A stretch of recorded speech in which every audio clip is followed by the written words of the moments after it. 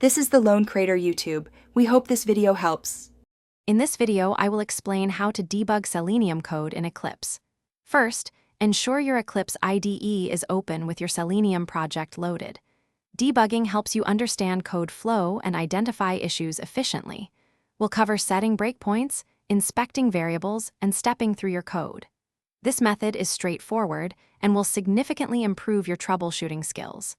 Let's get started with the setup. To begin, open your Selenium test file in Eclipse. Locate the line of code where you suspect an issue might be occurring. Double-click the gray margin on the left side of the editor next to that line. A small blue dot will appear, indicating a breakpoint. Now, right-click your test file in the Package Explorer, select Debug as, and then Java Application. Your program will execute and pause exactly at this breakpoint. Once your code hits a breakpoint, Eclipse will switch to the debug perspective.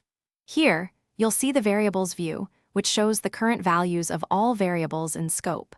This is incredibly useful for understanding your program's state.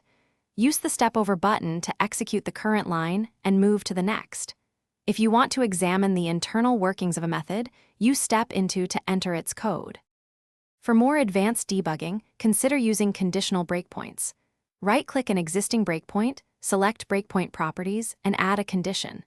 The debugger will only pause if that condition evaluates to true. Also, the Expressions view lets you evaluate any code snippet on the fly, which is fantastic for testing assumptions. Remember to check the description for a link to the Oala water bottle and other great deals. Happy debugging, and thanks for watching. Thanks for watching. Consider subscribing if we helped you.